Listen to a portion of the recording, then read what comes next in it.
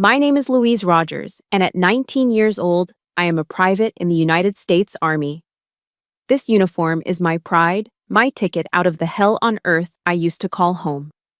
But that sweltering July night in Charleston, when I came home on leave, hell decided to claim me back. My stepfather, Thomas, reeking of cheap bourbon, pressed the cold steel of a revolver against my chest. "You think that cheap soldier suit makes you better than me?" he growled, his voice a low rumble of resentment. "Your paycheck is my paycheck." My mother stood huddled in the corner of the kitchen, trembling, her voice a barely audible whisper. "Louise, just give it to him, honey. Don't make him mad." When I stood tall, my back straight from months of training, and said, "That money is mine. It's for my service, for my future." The word future seemed to snap something inside him. His face twisted into a mask of pure fury. "You ungrateful little brat," he hissed, his grip tightening on the gun. "You think you can defy me in my own house?" A deafening explosion ripped through the air. The pain was a searing, white-hot poker, tearing through the flesh near my collarbone. Through the haze of gunsmoke, I saw Thomas smirking. But he didn't know. Pain is just weakness leaving the body. And I had managed to do one thing before I ran. One thing that would utterly destroy his world. Let me know what time you're listening to this story, hit that like button, and subscribe if you believe no soldier should ever be left behind, especially not on their own home front. The crack of the gunshot was absolute. For a single, suspended moment, everything stopped. The drone of the cicadas outside, the hum of the refrigerator, the frantic beating of my own heart, all silenced by the sheer violence of the sound. Then, the world came rushing back in a tidal wave of agony. It wasn't a dull ache. It was a blinding, electric fire that shot from my shoulder, down my arm, and up into my neck. My legs gave out from under me, and I staggered backward, my head connecting with the unforgiving linoleum floor with a dull thud that rattled my teeth. The kitchen smelled of cordite and spilled bourbon. Lying on the floor, the sticky sweet puddle from the bottle Thomas had knocked over earlier was cold against my cheek. My vision swam, but through the thin, acrid cloud of smoke hanging in the air, I saw him. Thomas. He wasn't panicked. He wasn't remorseful. He was just satisfied. The smirk I'd seen a moment before was still plastered on his face. It wasn't the grin of a victor, but the cruel, detached amusement of someone watching an insect struggle in a spider's web. He was savoring my pain, luxuriating in the absolute power he held in that moment. It was then that my mother, Linda, finally screamed. But the sound that tore from her throat wasn't for me. It was a shriek of horrified disbelief aimed squarely at him. "My God, Thomas!" she cried, her hands flying to her mouth. "You shot a hole in the wall." The wall. Not her daughter, bleeding on the kitchen floor. The freshly painted drywall behind me. In that instant, the physical pain in my shoulder was eclipsed by something far worse. An icy, profound numbness that settled deep in my soul. The betrayal was so complete, so absolute, it felt like a second wound, deeper and more lethal than the first. My mother's first thought was for her property. My existence, my life, was secondary to a piece of plasterboard. And as if to hammer the point home, Thomas let out a disgusted sigh. He lowered the gun, not with the shock of a man who'd just made a terrible mistake, but with the annoyance of someone whose evening had been inconvenienced. He glanced down at me, his eyes cold and dismissive, and muttered, just loud enough for me to hear over the ringing in my ears, "See? You always gotta make things difficult." That was it. That was the moment everything changed. The shock receded, and the hot, searing pain in my body was replaced by an icy rage that clarified my mind with chilling precision. A single thought cut through the chaos. I'm not going to die here. The bullet had torn through flesh, but it hadn't hit anything vital. I wasn't dying on this sticky, bourbon-soaked floor. And if I wasn't going to die, I had to fight. My perspective shifted. Lying on my side, my eyes were level with the overturned kitchen table. Shards of glass from the shattered bourbon bottle glinted under the dim light, and there, next to the wreckage, was his phone. Its screen was still lit up. The phone. The one he carried everywhere, a black rectangular tumor attached to his hip. The one he guarded with a complex password and a paranoid fury if anyone even glanced at it. Suddenly, years of buried observations flooded my mind. The hushed, late-night phone calls, the way he would abruptly end a conversation if I walked into the room, the sudden influxes of cash after a series of angry, whispered arguments into that very device. It wasn't just a phone, it was his weakness. It was his entire shadow life, condensed into a single, vulnerable object. Thomas was still basking in his moment of dominance, turning his irritation from me to my mother, berating her for her useless screaming. "Shut up, Linda, it's just a scratch," he barked. That was his mistake. He gave me an opening, a 1-second window. Everything I had learned at Fort Jackson, every grueling drill, every shouted lesson from my drill sergeants about seizing the initiative. It all coalesced into a single, instinctive command in my brain. Act now. Ignoring the fire in my shoulder, I coiled my body, pushing through the pain with a surge of pure, unadulterated will. I lunged. My fingers scraped across the gritty linoleum, sliding through the sticky bourbon and past sharp slivers of glass. I didn't feel them cut my skin. My entire being was focused on one target. My hand closed around the phone. The cool, smooth metal was a shocking, solid reality in my palm. I clenched my fist around it, my knuckles white. This wasn't just a phone anymore. It was the black box from his crashed life. It was evidence. It was my only weapon. Shoving it deep into the cargo pocket of my uniform pants, I used my good arm to push myself up. Adrenaline, cold and powerful, surged through me, silencing the pain, sharpening my senses. I didn't look back. I didn't hesitate. I scrambled to my feet and launched myself toward the back door. I could hear Thomas's roar of fury behind me, the sound of a man who just realized he'd been outmaneuvered.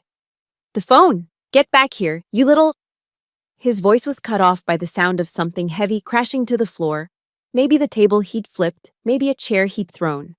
His curses and threats chased me out into the thick, humid Charleston night. The screen door slammed shut behind me, a final, percussive punctuation mark. I was running now, not just to save my life, but to protect the one thing that could give me justice. I was no longer a victim, cowering on a kitchen floor. I was a soldier. And this was my first, most important mission. The humid Charleston air was thick and heavy in my lungs, each breath a struggle as I ran. The adrenaline that had propelled me out of that house was starting to fade, replaced by a throbbing, insistent pain in my shoulder. Every footfall on the pavement sent a jarring shockwave through my body. But more powerful than the pain was the cold, hard weight of the phone in my pocket. It felt less like a device and more like a captured ghost, a vessel holding all the unspoken poison that had filled our home for the last 11 years. Thomas had walked into our lives when I was 8 years old. He arrived with two things: a practiced, too-wide smile that never reached his eyes, and an old flip phone that seemed permanently attached to his ear. In the beginning, the smile was for my mother, a cheap imitation of charm. For me, it was mostly indifference. But over time, the smile vanished completely, and only the phone remained. It was his private world, a portal to a place of secrets, simmering rage, and murky deals I never understood. I learned the rules of that world quickly. When Thomas was on the phone, you did not exist. You became invisible, silent. You learned to walk on eggshells, to hold your breath, to pray you didn't do anything to draw his attention from the tiny screen and the disembodied voice on the other end. I learned this the hard way when I was 9. I was carrying a glass of milk to the dinner table, my favorite bright yellow t-shirt with a cartoon sunflower on it making me feel cheerful. He was in the middle of a tense, hushed call, his back to me. My foot caught on the edge of the worn-out rug, and the glass tumbled from my hands, shattering on the floor in a splash of white. He didn't yell. He didn't hit me. What he did was far worse. He ended his call, turned around with an unnerving calm, and looked at the mess. Then he looked at me. "Get your shirt," he said, his voice flat. He made me take it off, and then he forced me to get on my hands and knees and sop up the sticky, curdling milk with that yellow t-shirt. He watched, silent and impassive, as I scrubbed until the fabric was shredded and the sunflower was an unrecognizable gray smear. He made me destroy something I loved as punishment for a simple mistake, just to prove he could. He didn't just want to control my actions, he wanted to own my joy, to extinguish any spark he saw in me. I used to have a voice. My elementary school music teacher, Mrs. Gable, said I had perfect pitch. She encouraged me to try out for the Charleston Youth Choir, a prestigious group that performed at the holidays. For weeks, I practiced. I sang in my room, in the shower, walking home from school. It was the first thing that had ever felt truly mine. The day of the audition, a sunny Saturday morning, I woke up buzzing with nervous excitement. But when I went to leave my room, the door wouldn't open. It was locked from the outside. Thomas claimed he'd misplaced the key. "Just a silly mistake," he said through the door, his voice dripping with false sympathy. I heard the front door close, heard his truck rumble to life and drive away with my mother beside him. I pounded on the door, screaming until my voice was raw, until my throat burned and my knuckles were bruised. They came back hours later from an emergency shopping trip. He casually unlocked the door, dangling the key from his finger. "Oh, here it is," he said, his eyes empty of all emotion. "Guess you missed your little singing thing, huh?" I never sang again after that. Not where he could hear me. And my mother? My mother was a master of silence. Her silence was a thick, suffocating blanket that she wrapped around our house. She was silent when Thomas would throw my plate against the wall if he decided my dinner was too salty. She was silent when he found my diary, read my most private thoughts aloud to his drinking buddies, and laughed at my childish crushes. Her silence wasn't a shield to protect me, it was a wall to protect him. I was 13 when I finally got the courage to confront her. We were alone in the kitchen, the air still and quiet. "Mom," I whispered, my voice trembling, "why do you let him do this to me?" She wouldn't look at me. She just kept staring out the window at the dying azaleas in our backyard. "He has his own demons, Louise," she said, her voice thin as a thread. You don't poke a sleeping bear." In that moment, I understood. My mother wasn't just afraid of the bear. She had become its zookeeper, and I was the one living inside the cage. The final straw wasn't a single event, but a slow, grinding erosion of my soul that culminated when I was 16. Thomas found the Army recruitment poster I kept hidden under my mattress. To him, it wasn't a dream of a better life, it was an act of treason. He saw it as me planning an escape, an abandonment of the family unit he ruled with an iron fist. He flew into a rage that was terrifying even for him. He ripped the poster of the smiling soldier from my hands, tearing it into tiny pieces, spitting that I was trying to betray the family. In his fury, he shoved me hard. My body hit the drywall, and the impact of my head left a spiderweb crack in the plaster right at eye level. That night, lying in bed, the throbbing in my head subsided, but I couldn't stop staring at that crack. It was a jagged, dark line against the pale yellow paint, like a frozen bolt of lightning. The house was silent again. The bear was sleeping. But I wasn't scared anymore. Looking at that crack, I didn't see damage. I saw a prophecy. That thin, fractured line wasn't just in the wall. It was in our family. It was in my mother's spirit. It was in me. This house, this life, it was all fundamentally broken. If you've ever had a dream, big or small, that someone tried to take from you, please hit that like button. And in the comments, just type the word dreamer to let everyone else know they're not alone. I knew then, with a certainty that settled deep in my bones, that I had to get out. Not just run, but escape. The crack on the wall wasn't an ending. It was a map. It was pointing me toward the only way out I had left. That map, the crack in my bedroom wall, led me straight into the furnace. Fort Jackson, South Carolina, in the dead of summer, was less a military base and more a giant, sand-filled oven designed to melt you down to your weakest components and see what was left. The person who arrived was a ghost, a girl who had spent her life perfecting the art of being invisible. The first few weeks were a blur of pre-dawn wake-ups, endless push-ups in the suffocating humidity, and ruck marches under a sun that felt like a physical weight on my shoulders. I did what I was told. I followed orders with the same numb, mechanical obedience I had used to survive Thomas's tyranny. I kept my head down, blended in, and prayed no one would notice the deep, gnawing fear inside me. The voice that whispered I wasn't good enough, that I was just as weak as he always said I was. I wasn't fighting, I was just existing on a different battlefield. Then came Drill Sergeant Davis.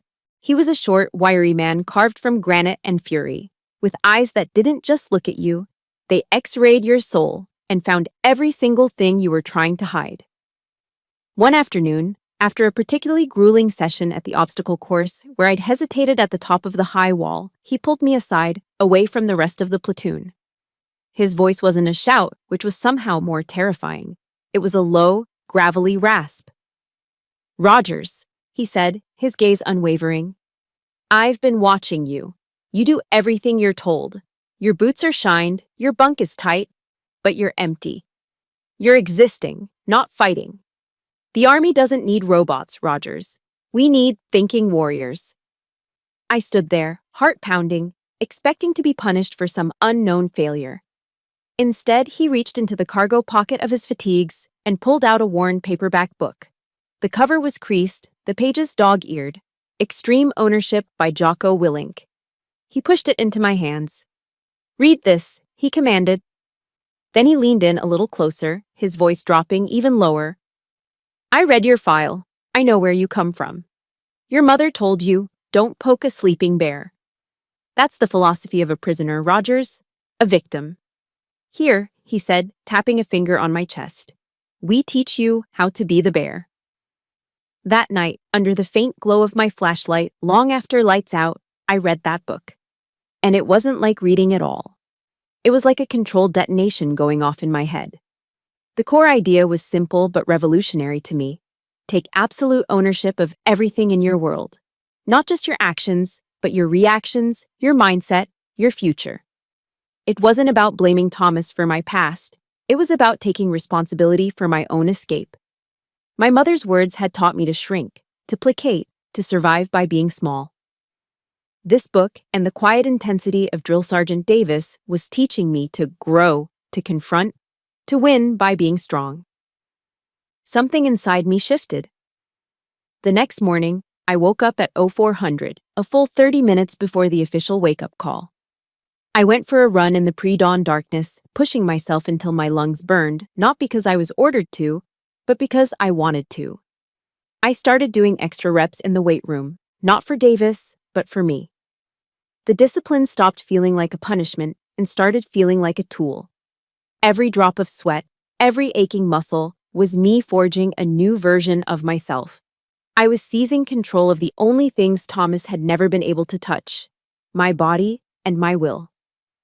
For the first time in my entire life, beneath the suffocating rules and rigid structure of the U.S. Army, I felt completely and utterly free. Our training began to pivot from the purely physical to the tactical. We learned land navigation, how to read topographic maps, how to analyze terrain. We were taught to identify enemy strong points, defensible positions, and, most importantly, avenues of vulnerability. And as I sat in those sterile classrooms, a strange thing started to happen. I began superimposing the maps of Fort Jackson's training grounds over the blueprint of my own past. I started analyzing Thomas. He wasn't some invincible mythical monster. He was an opponent. And every opponent has weaknesses. His strengths were obvious: brute force, psychological manipulation, and the complicit silence of my mother. But his weaknesses were just as clear if you looked at him with a cold, tactical eye. He was an alcoholic, which meant his judgment was compromised. He was in debt, which meant he was desperate and predictable.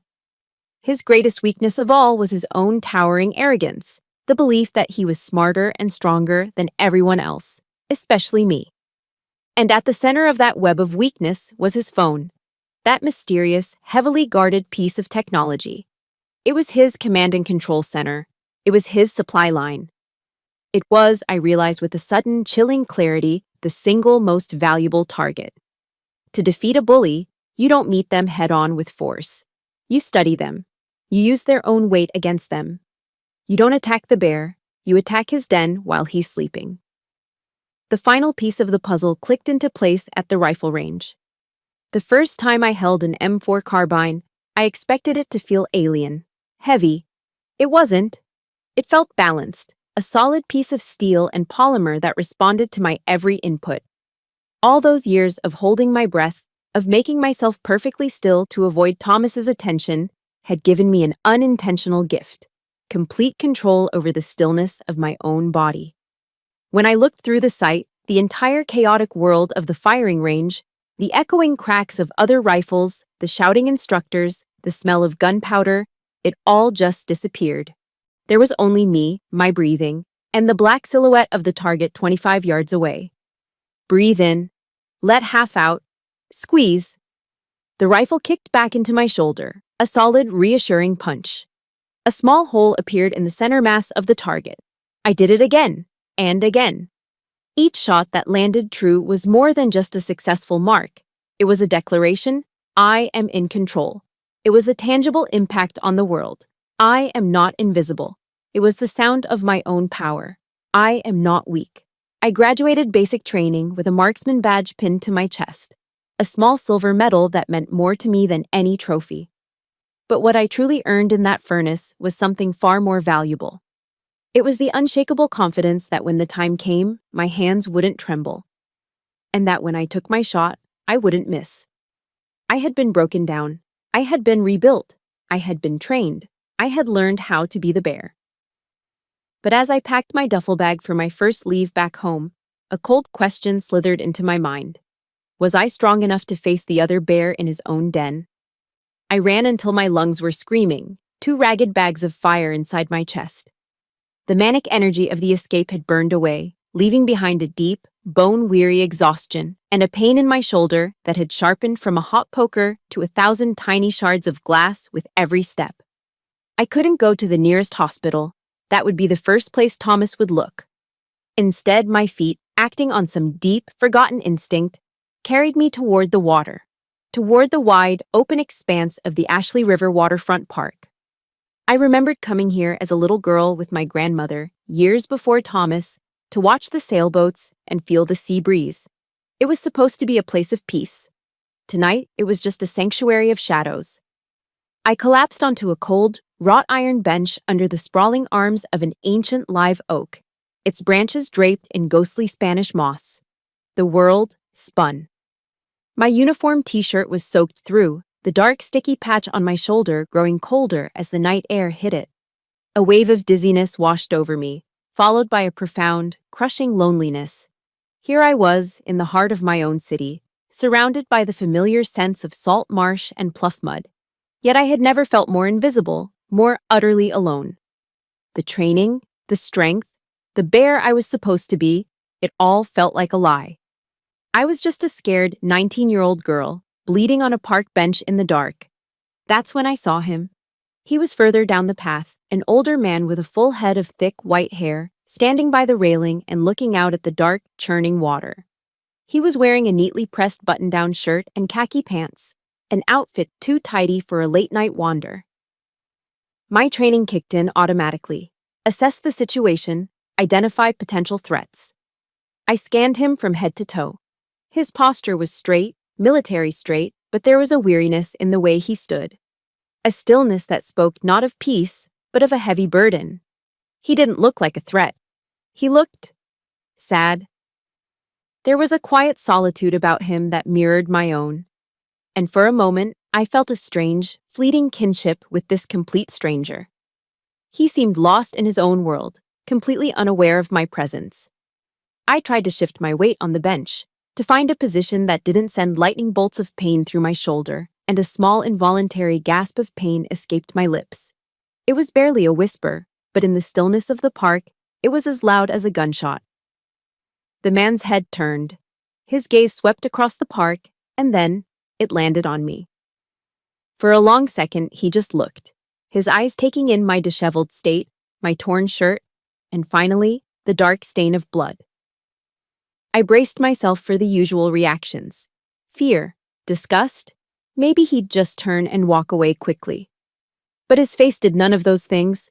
Instead, his expression softened into one of pure, undiluted concern. He started walking toward me, his steps measured and calm. My body tensed. Every instinct, honed by years of living with Thomas and sharpened at Fort Jackson, screamed danger. I pushed myself back against the bench, my good hand instinctively reaching for the pocket holding Thomas's phone. He saw my reaction immediately.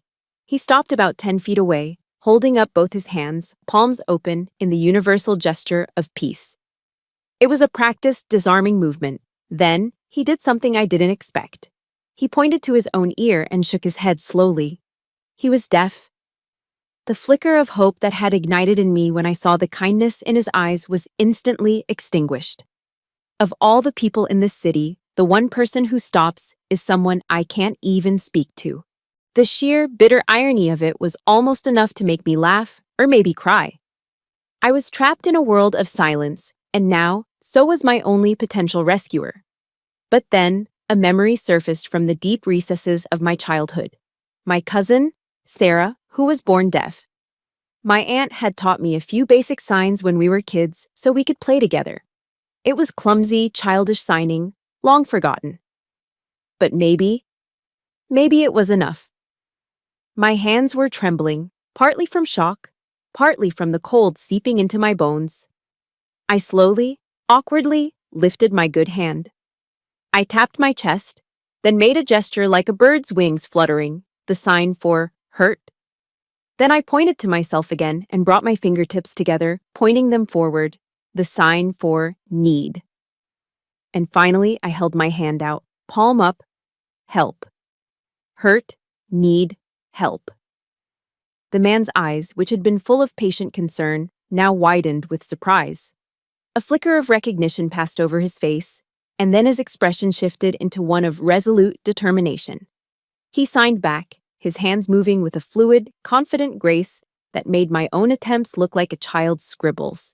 He pointed to his eye, then his chest, then formed the A hand shape and moved it in a circle over his heart.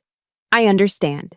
He held his hands out, palms down, and moved them in a calming gesture. Stay still. Don't be afraid. I will help.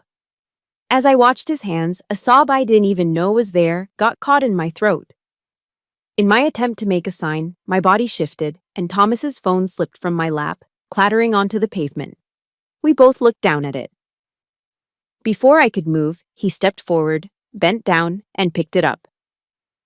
For a terrifying second, I thought he would look at the screen, ask questions, but he didn't.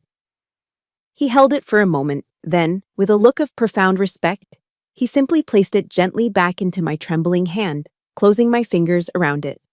It was a gesture that said, "This is yours. It's important. It's safe." He pulled out his own phone, quickly typed a message, and showed the screen to me. The bright, clean letters glowed in the darkness. Taxi to Roper Hospital. Okay? I just nodded, unable to do anything else. When the taxi's headlights cut through the darkness of the park a few minutes later, he helped me to my feet. He carefully took my uninjured arm, supporting my weight as we walked toward the curb. His hand was rough and calloused, the hand of a man who had seen a lifetime of work or service. But it was also impossibly warm. And as that warmth seeped through my thin sleeve, it was the first moment of genuine, unconditional safety I had felt in that entire horrific night. It was the hand of a stranger, but it felt more like a lifeline. The emergency room at Roper Hospital was a world away from the humid darkness of the park. It was a pocket of sterile, ordered reality, bright lights, the clean scent of antiseptic, the quiet, rhythmic beep of a heart monitor somewhere down the hall. For the first time in hours, I could finally breathe. A nurse with kind eyes and efficient hands had cleaned and stitched my wound. The bullet had passed clean through the soft tissue, she'd said, a lucky shot. It didn't feel lucky, but as I lay on the gurney, a warm blanket tucked around me, a profound sense of relief washed over me. It was the feeling of a soldier who has finally reached a fortified position after being pinned down by enemy fire. For a moment, just for a moment, I was safe. The man who brought me here, the stranger from the park, had waited patiently in the hallway. When the hospital staff asked for information, he simply presented his ID and an insurance card, handling everything with a quiet authority that commanded respect. He had introduced himself via a small leather-bound notebook he carried, writing in a neat, decisive script, "My name is Robert." He now sat in a chair beside my bed, the same notebook resting on his knee, a silent, steady presence in the chaos of my life. The physical pain in my shoulder had dulled to a persistent throb, but it was the silence, the sheer absence of threat that felt the most healing. Then I remembered. The weight in the cargo pocket of my uniform pants. The reason I was running. I reached down and pulled out Thomas's phone. It felt cold and heavy in my hand, a digital tomb holding a decade of secrets. I held it up for Robert to see. He simply nodded, his expression unreadable, but patient. He was a guardian, not an interrogator. The lock screen stared back at me, demanding a password. My heart began to hammer against my ribs. I thought back, sifting through years of unwilling observation, searching for a moment of carelessness on his part. And then, a memory surfaced. Thomas, drunk on cheap whiskey, fumbling with his phone one night, bragging to a friend about something he never forgot. His firstborn son, a boy from a marriage long before my mother, who had died of leukemia at the age of 6. My fingers trembled as I typed in the 6 digits. A birthday, 0081499 rate. The phone didn't buzz. It didn't make a sound. It simply unlocked with a soft, satisfying click. And just like that, I had opened the devil's black box. What I found inside was worse than anything I could have imagined. At first, it was what I expected. A long list of text messages with bookies, their language a mix of friendly threats and desperate promises. Messages to loan sharks with ever-increasing interest rates. It was a map of his financial ruin. But as I scrolled deeper, the sickness began to seep through. I found a text exchange with one of his drinking buddies from a few weeks ago. The friend had asked, "Did you sort out that stubborn stepdaughter yet?" My blood ran cold. I watched the 3 little dots appear as Thomas's reply loaded. "Almost. It's gonna have to pay for its own existence soon enough." It. He had called me it. Not a person, not even a problem, but an object. An expense to be dealt with. A wave of nausea washed over me. I forced myself to keep looking. There was a hidden folder in his photo gallery, tucked away and password protected with the same code. I opened it. My breath hitched in my throat. Dozens of pictures. Photographs of my grandparents' will, zoomed in on the sections detailing what they had left for me. Pictures of financial statements I'd accidentally left on the kitchen counter. And then, pictures of me, sleeping, unaware, vulnerable. He had been documenting my life not as a father, but as a spy collecting intelligence on an enemy target. The worst, however, was the videos. This wasn't just a collection of files. It was a predator's trophy case. He had secretly recorded his arguments with my mother, positioning the phone to capture her crying, her pleading. He had recorded himself in a drunken rage, smashing plates against the wall, his voice a guttural roar. He had recorded the aftermath, panning the camera slowly across the wreckage with a kind of sick pride. He hadn't recorded this evidence against himself to hide it. He recorded it to relive it, to savor it. This wasn't the work of a man with a bad temper. This was the calculated cruelty of a monster who enjoyed his own monstrosity. Just as I was about to show Robert, his own phone vibrated on the small table next to me. He picked it up, his brow furrowed as he read the screen. He looked at me, then back at the phone, his expression suddenly hardening. He tilted the screen so I could see it. It was a message from a friend containing a link to a local Charleston news blog, and above the link, a headline that made the air leave my lungs. Local Army private on leave attacks stepfather in dispute over money. My world tilted on its axis. He had done it. The monster had already started the war. Thomas had called the police and fed them a perfectly crafted story. A story where I was the aggressor. A story where my military training, my greatest source of pride, was twisted into a weapon. The article mentioned I was being investigated for assault, quoting an anonymous source who suggested I was suffering from combat-related PTSD. It was a lie so venomous, so brilliant in its cruelty, that it almost paralyzed me. He was trying to destroy my career, my honor, my very identity, before I could even fight back. The article ended by stating that my mother, Linda Rogers, had given a distraught and unclear statement, neither confirming nor denying the events. He had neutralized her with fear. The battle was no longer in that kitchen. It was everywhere. And Thomas was already winning. I looked at Robert, my eyes wide with panic. He saw the terror on my face.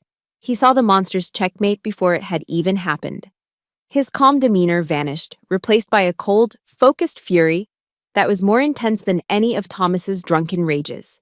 He took his notebook, flipped to a clean page, and wrote 3 words in his clean, decisive script. He underlined them twice. Then, he pushed the notebook toward me. Now, we fight. The 3 words on the page seemed to burn with a white-hot intensity, a declaration so powerful it silenced the frantic drumbeat of panic in my head. Now, we fight.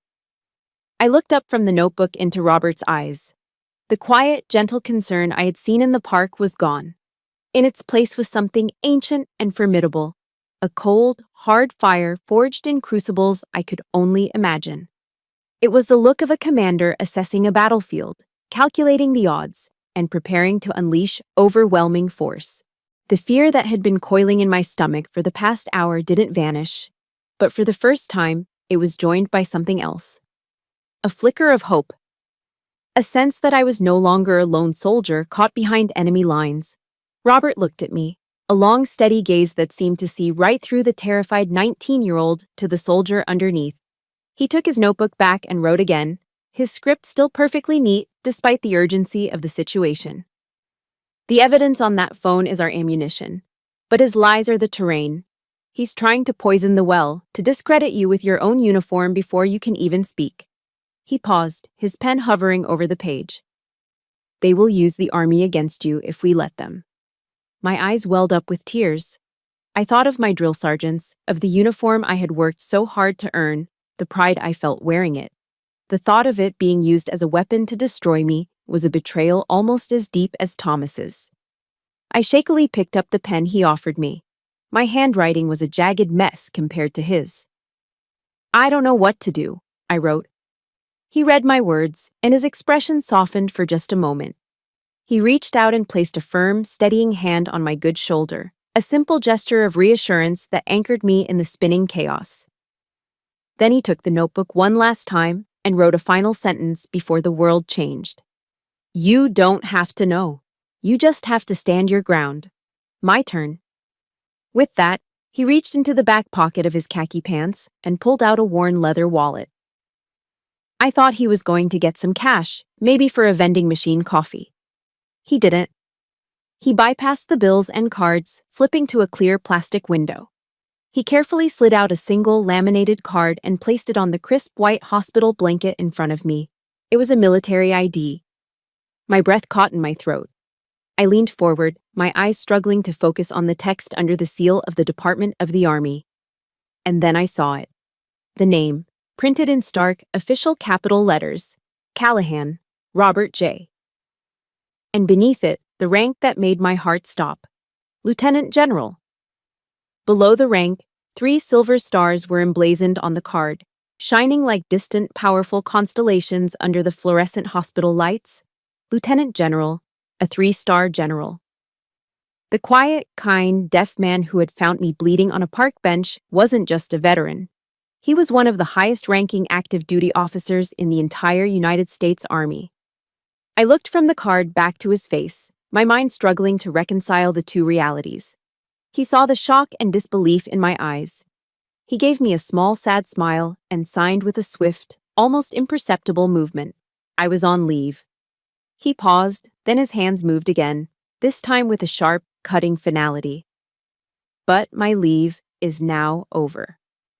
For the next hour, my small, sterile hospital room was transformed into a field command center. General Callahan didn't raise his voice. He didn't need to. His power was in the quiet, deadly efficiency of his actions.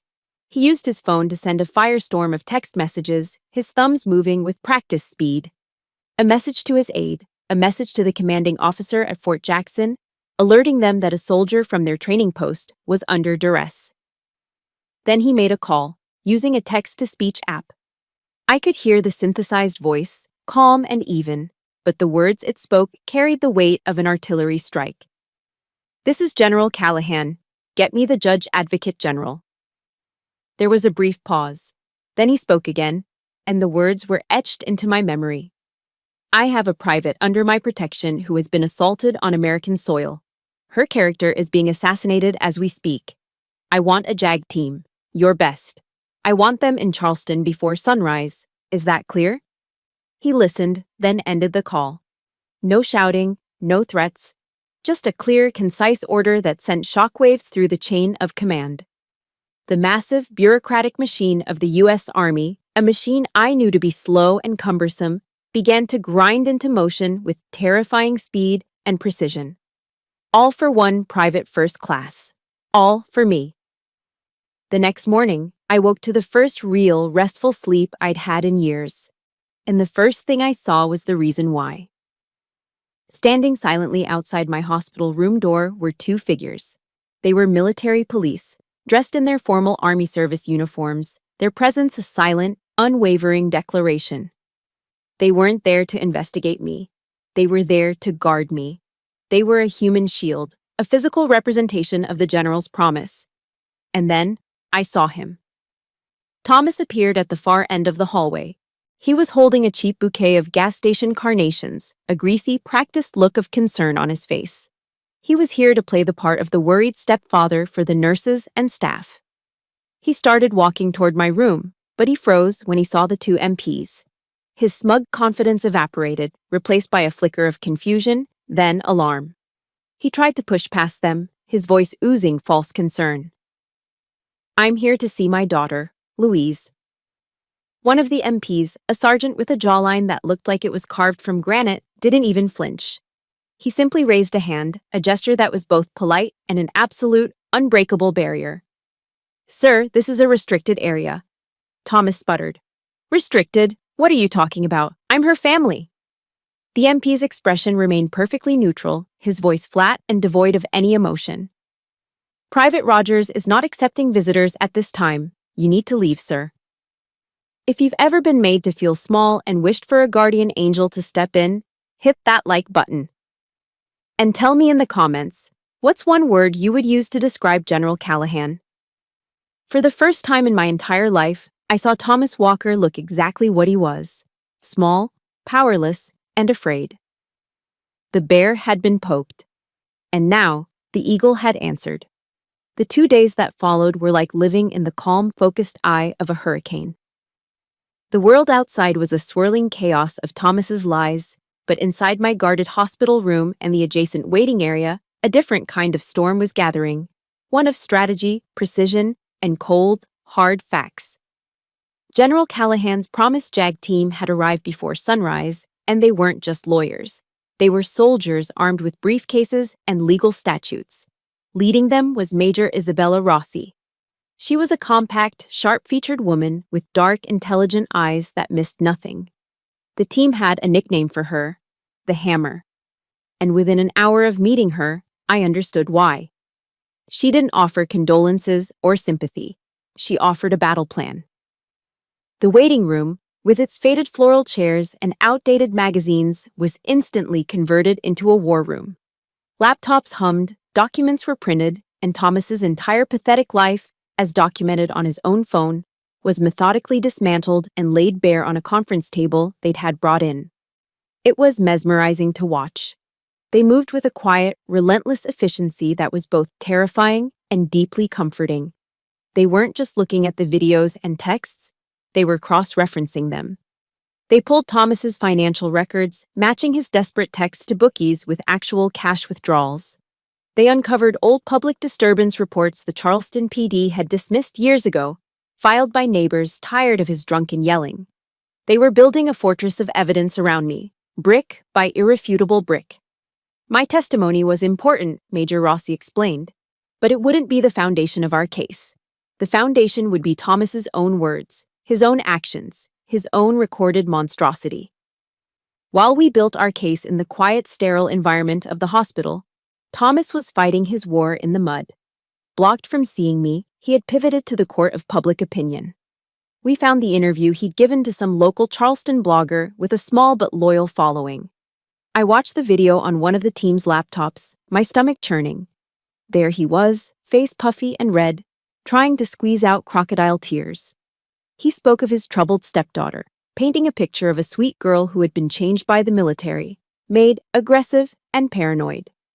He held up old family photos from years ago, forced smiles at a forgotten Christmas, a tense barbecue, presenting them as proof of the devoted stepfather he was. His story was a masterclass in manipulation. It preyed on civilian stereotypes of veterans, twisting my service into a symptom of instability. And it worked. The comments section under the blog post was a sewer of vitriol. Another broken soldier. She probably has PTSD and snapped.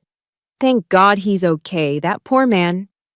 I felt a hot surge of rage and helplessness. He was assassinating my character with the very honor I'd fought so hard to build. He was trying to ensure that by the time I walked into a courtroom, the jury would already see me as the villain. But Thomas knew the public was only one front. The real battle depended on the weakest link in my chain of defense, my mother. While Major Rossi's team built their case, he began his campaign of psychological terror against her. I could only imagine it, but I knew his playbook by heart. He would have started with the sweet, manipulative voice, the one he used when he wanted something. I could almost hear him through the phone line, his words dripping with false sincerity. "Linda, baby, we're a family. We just have to get through this. You just need to tell them how confused the girl was, how she panicked." And when that didn't work, the threats would follow. I knew the words before they were even spoken. "You know who pays the rent for this house, Linda. You know who keeps the lights on. You breathe one word against me, and you and your whole damn family will be out on the street. Don't you dare forget that." My mother retreated into the fortress she knew best: silence. She didn't answer my calls. She didn't answer the calls from Major Rossi's team. Her house, when a paralegal drove by, was dark. The curtains were drawn. She was a prisoner in her own home, caught in the crossfire between her daughter and her captor. I confessed my fear to General Callahan, signing shakily that I was worried Thomas would break her. The general listened patiently, his gaze never leaving my hands. He didn't offer false promises. Instead, he made a strategic decision that showed more wisdom than any legal argument. He didn't send another lawyer. He didn't send the police. He made a call. And the next afternoon, an unexpected visitor knocked on my mother's door. It was a woman in her 50s, with a kind face and a gentle demeanor, dressed in the uniform of a U.S. Army chaplain. She was also, as the general had informed me, a licensed therapist specializing in trauma. She didn't come with a briefcase full of documents. She came with a box of chamomile tea. She didn't ask my mother a single question about the case. She just sat with her in the dim light of the living room, brewed a pot of tea, and said, "Linda, my name is Chaplain Davis. I was asked to check in on you. I'm just here to listen." That small act of compassion was a weapon Thomas had no defense against. The chaplain sat with my mother for 2 hours. They talked about the weather, about gardening, about a hymn my mother used to love as a child. And only at the very end, as she was leaving, did the chaplain gently say, "The Bible teaches us about the power of truth and the importance of courage. But sometimes, Linda, courage isn't a roar. Sometimes it's just a quiet whisper of truth, no matter how small." The visit didn't cause a miracle. My mother didn't suddenly pick up the phone and agree to testify. But it planted a seed. It was a single ray of light that pierced through the suffocating darkness of her fear. For the first time, the wall of silence began to show the faintest of cracks. That evening, Major Rossi and I had our final meeting before the preliminary hearing. All the evidence was organized into binders, every video bookmarked, every text message highlighted. We were ready. "We have his finances, his pattern of abuse, his own words confessing his motives," Rossi said, her voice calm and confident. She looked up from her files and met my gaze, her expression turning serious. "We have enough to bury him, Private. But in a courtroom, facts are only part of the story. The jury will be watching one person more than anyone else." She leaned forward, her voice dropping to a near whisper, each word landing with the weight of a judge's gavel. Your mother is the key, Private. She can either open the door to justice or she can lock it forever. The day of the hearing, I didn't walk into the Charleston County Courthouse. I marched. At my side was General Callahan. We were both in our full Army service uniforms, the formal Class A's. My jacket was perfectly pressed, the brass buttons polished to a high gleam. My hair was pulled back into a tight regulation bun. Every crease, every angle of my uniform was a testament to the discipline that had saved my life. The general was a walking monument to honor, his chest a testament to a lifetime of service, the rows of ribbons a quiet but powerful story. When we entered the courtroom, a hush fell over the room. The power dynamic had been set before a single word was spoken. Across the aisle, Thomas sat next to his public defender, looking pathetic in a cheap polyester suit that was too tight in the shoulders. He was trying to project the image of a wronged, heartbroken man, but all I could see was a cornered animal, sweating under the fluorescent lights. The contrast between us was a physical thing, a chasm of honor versus desperation. He was a man in a costume. I was a soldier in my uniform. When it was my turn to take the stand, I moved with the efficiency I had been taught. I swore the oath, my voice clear and steady. Major Rossi began her questioning, and I recounted the events of that night. I didn't cry. I didn't raise my voice. I delivered my testimony like an after-action report, using the language of a soldier. At approximately 2100 hours, the subject, Thomas Walker, escalated his verbal aggression, I said, looking directly at the jury. He then brandished a deadly weapon and discharged it, resulting in a non-fatal gunshot wound to my person. Thomas's lawyer tried to dismantle me on cross-examination. He hammered on the PTSD angle, his questions dripping with condescending pity. Private Rogers, he began, isn't it true that the stresses of military training can cause emotional instability? I held his gaze. I didn't look at the jury or the judge. I looked right at him. Sir, I said, my voice cutting through the quiet courtroom. I was trained to face the enemy. I was trained to handle pressure and to run towards the sound of gunfire. I was not trained to be shot by my own family in my own kitchen. There is no training manual for that. A murmur went through the courtroom. The lawyer, flustered, had no more questions. Then Major Rossi turned to the judge. Your Honor, the prosecution would now like to present the contents of the defendant's phone. This was the moment the battle turned into a slaughter. Rossi systematically presented the evidence from the devil's black box. The projector screen lit up with Thomas's desperate texts to his bookies. Then, the sickening photos he'd taken of my grandparents' will. And then, the videos. The courtroom was plunged into a dead, horrified silence as the first video played. It was Thomas, his face bloated and red with rage, screaming at my mother, his voice a guttural roar as he hurled a kitchen chair against the wall. The sound of splintering wood and my mother's terrified sobs filled the room. Thomas sat at the defendant's table, his face ashen, a sheen of sweat on his forehead. His lawyer leaped to his feet. Objection, Your Honor. This is irrelevant and prejudicial. The judge, a stern-faced woman who had been watching the proceedings with an unreadable expression, didn't even look at him. She looked at the jury, then at the screen. I believe the jury needs to understand the context for the fear that a key witness has been operating under. Objection overruled. Proceed, Major Rossi. Video after video played, each one a nail in Thomas's coffin, each one a testament to the private hell he had created. And finally, the moment of truth arrived. The prosecution calls Linda Walker to the stand. My mother looked like a ghost. She was so frail, so fragile, as she made her way to the witness stand. She wouldn't look at me. She wouldn't look at Thomas. Her eyes were fixed on the floor, as if the worn pattern of the courthouse linoleum held the answers to the universe. Thomas's lawyer approached her first, his voice gentle and coaxing. Mrs. Walker, he said softly, was your daughter agitated that night? Yes, my mother whispered, her voice barely audible. And did she get into a physical struggle with your husband? He pressed. My mother hesitated. Her hands were trembling, twisting a crumpled tissue into knots. She looked like she was about to break. That's when Major Rossi stood up. She didn't approach the stand.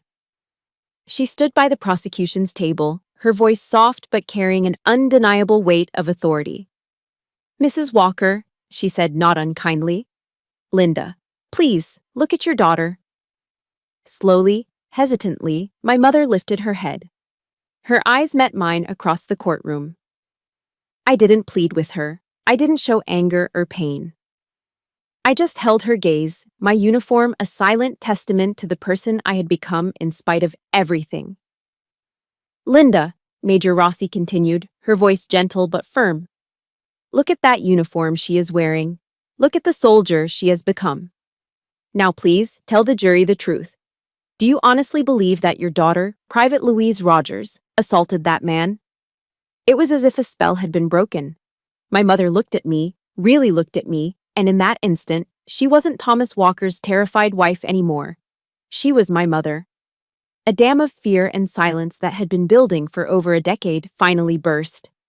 She broke down, her body shaking with gut-wrenching sobs. "No!" she cried out, her voice raw with anguish and regret. "No, she didn't do anything. It was him. It was always him. I was so scared." That was it. That was the moment Thomas's mask of sanity and victimhood was utterly incinerated. He couldn't control himself. The monster was unleashed. He shot up from his chair, slamming both hands down on the table with a deafening crack. "You treacherous bitch!" he roared, his face a purple mask of pure, undiluted rage. His own words, his own uncontrollable fury, had signed his death warrant. He had exposed the monster for everyone to see. There were gasps from the jury box. The judge's eyes narrowed into slits of cold fury. Two bailiffs were already moving toward him. The stage of truth had claimed its final victim. And it wasn't me. The judge's gavel came down with a sharp crack, a sound of absolute finality that echoed in the suddenly silent courtroom. Thomas Walker was found guilty on all counts: aggravated assault, illegal discharge of a weapon. The sentence was handed down swiftly. 25 years. As the bailiffs moved in, cuffed his hands behind his back, and led him away, I didn't feel the surge of triumphant joy I'd expected. There was no elation, no desire to cheer. There was only a profound, bone-deep sense of relief, as if a 2-ton weight I had been carrying on my shoulders my entire life had just been lifted. And then, in its place, a vast, echoing emptiness settled in. The monster was gone, but the cage he'd built around my life was still there. And its door was now swinging open into a future I had no map for. Justice had been served, but it couldn't erase the scars. After the courtroom cleared, I remained in my seat, the polished wood of the gallery bench cool beneath my hands. General Callahan sat beside me in the quiet, a solid, unwavering presence. He didn't offer words or platitudes. He simply reached over and placed a hand on my shoulder. He looked at me, his eyes full of a deep, knowing empathy, and signed, his movements slow and deliberate. "You did it. You stood your ground." I simply nodded, the first tears of the entire ordeal finally beginning to well in my eyes. They weren't tears of sadness or of joy. They were tears of pure, unadulterated exhaustion. The war was over. A few days later, a text message lit up my phone. It was from my mother. "Can we meet?" My first instinct was to say no, to protect the fragile peace I was just beginning to feel. But I knew I couldn't. We agreed to meet at the old St. Michael's Church downtown, the one with the tall white steeple, the very church where I had once dreamed of singing in the choir before Thomas had locked me in my room. It felt fitting to meet at the scene of a murdered dream to discuss the possibility of a new beginning. She was sitting on the wide marble steps when I arrived, looking smaller and older than I had ever seen her. The years of fear had etched themselves into her face, leaving behind a roadmap of quiet suffering. She didn't offer an apology when I sat down beside her, leaving a careful space between us. There were no easy words for the chasm that separated us. "I've started going to a support group," she said, her voice a thin, fragile whisper. "At the community center." She kept her eyes on her hands, which were twisting a tissue in her lap. They told me that fear isn't an excuse, but that it's real. The fear is real. I didn't say anything. I just listened.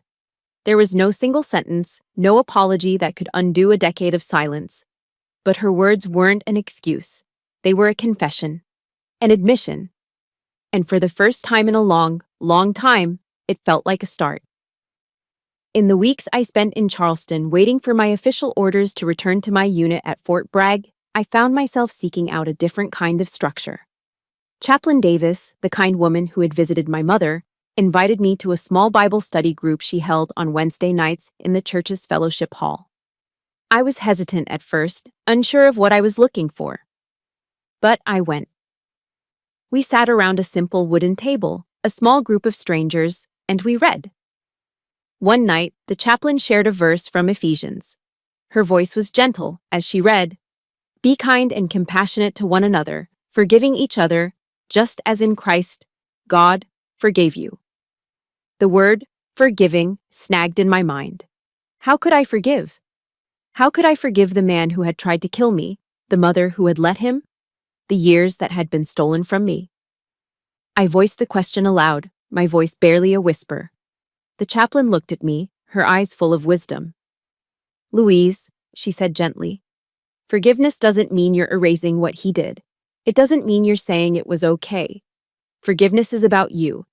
It's about refusing to let his sins continue to have power over your life. It's about taking the keys to your own prison back from your jailer."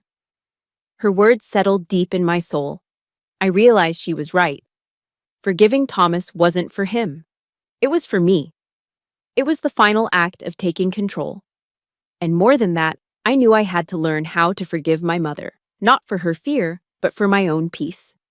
My last day in Charleston, I met my mother for coffee at a small cafe, a neutral space far from the ghosts of our old house.